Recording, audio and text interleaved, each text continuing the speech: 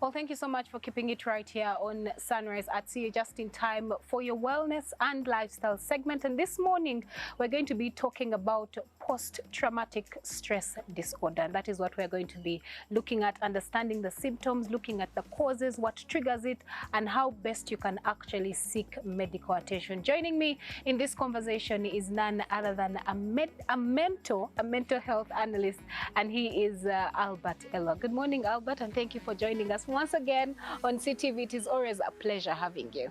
Good morning, Shiva, and good morning, viewers. And always a pleasure too. And just a correction, mental health expert will do. Okay, well, he is a mental health expert. Albert hates being called a doctor. He says that is masquerade. I mean, it's a fact, I'm not.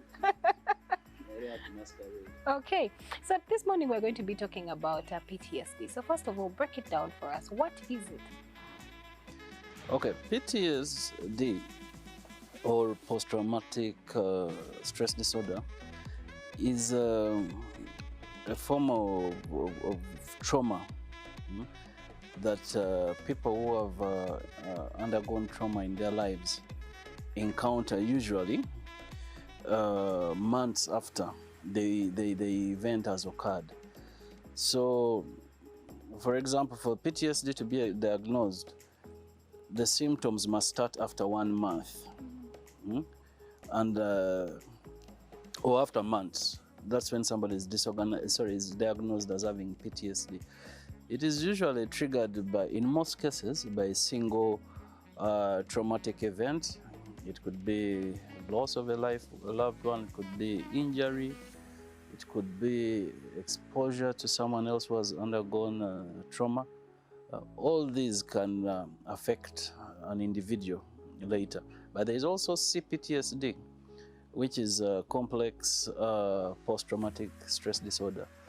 This one can have very broad impacts on the individual, and it's mostly common with people that have undergone childhood trauma over time.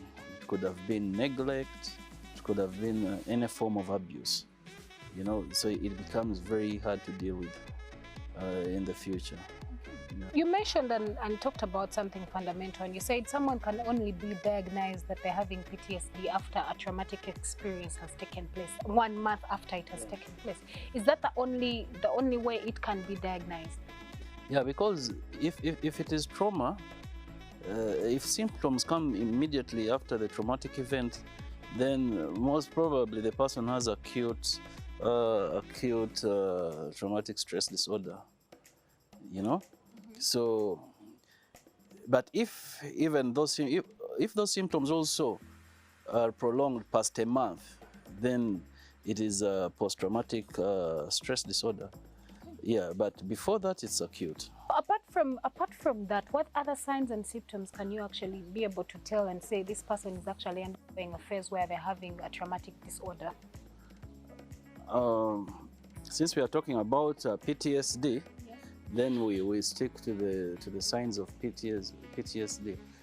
Usually there are different signs. Other people appear withdrawn, Others have low mood. Others are emotionally numb, behave like they feel nothing. Others get easily startled. Easily startled out of anything. You touch somebody, Yeah.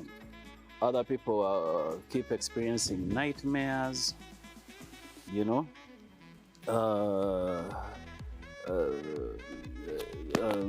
They experience like memories of the traumatic event, and then usually when you expose them to any situation that is a reminder of the past experience, they experience anxiety and intense fear,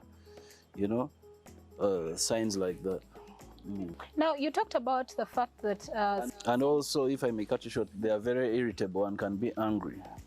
Constantly? Not constantly, but you can't fail to notice that this person of late is very irritable and angry. That's a hard one. There are people who are naturally like that. But anyway, how can someone who goes through always having PTSD, how does it affect a person's everyday life? It does, because like these are recurring thoughts that kind of disenable you from daily routines. You know, all of a sudden you're always anxious, you're always angry. Sometimes several people with PTSD tend to blame themselves for the, and all that. So when you identify with some of these symptoms and you know you're going through significant distress, because the symptoms are distressing, right? They paralyze your day-to-day life. You know, when you realize you're undergoing significant distress, you've undergone trauma in the past, and you're experiencing the symptoms I just discussed earlier, then it is time you sought help from a professional. So is having PTSD a long time thing? Is there a cure? Because I mean, you talked about it's usually triggered by a traumatic experience you went through. Let me give an example, and I had to give this as an example. You have been through a relationship, you have been heartbroken. Now, every time you get into a relationship, or even when you cannot even relate with the opposite sex because you're thinking everyone is out to get you, everyone is out to hurt you. It depends. For you to have PTSD from a breakup, something must have traumatized you. Something significant must have traumatized you in that relationship or during the breakup. Okay. And like I said, these symptoms must have to come after a month. Or if they come immediately after, they have to go on beyond what? Beyond a month for PTSD to be diagnosed. But it is treatable. Okay. Do you think one of the reasons as to why PTSD is usually triggered among people is because when that traumatic experience happened, they did not allow themselves feel that pain or even mourn the death of a loved one or something like that? Yeah, that is one of them. I mean, you know, us here, we don't have, for example, we don't have grief counseling is not normal.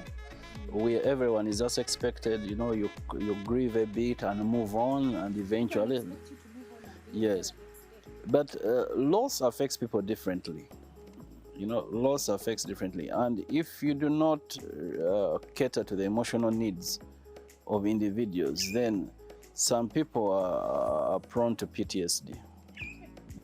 So, asking for someone who is watching this morning, because a friend of mine went through a very tough breakup, and because of that, she has been unable to relate with the opposite sex. She has been unable to relate with anyone called a male person.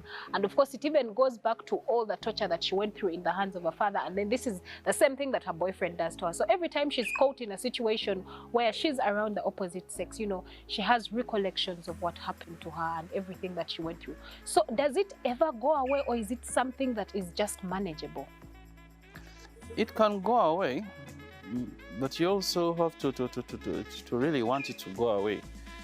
You know, once you seek professional, most of this therapy is to do with mental health, especially these ones that can be managed by through psychotherapy.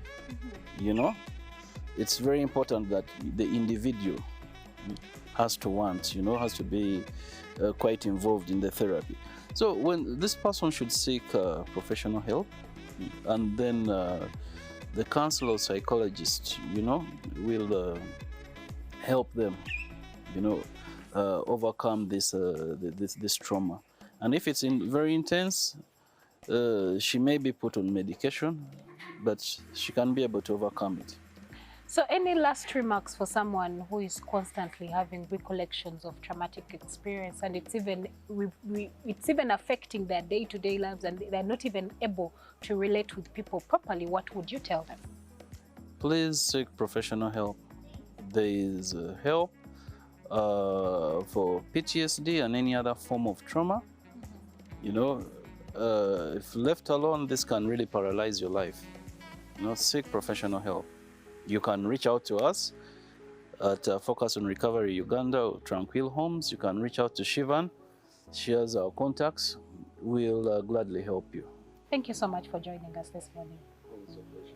And that winds up the conversation that we had for you today on wellness and lifestyle segment. We take a quick breather, but when we do return, we still have an amazing show that has been packaged for you this morning. Keep watching Sunrise at Sea.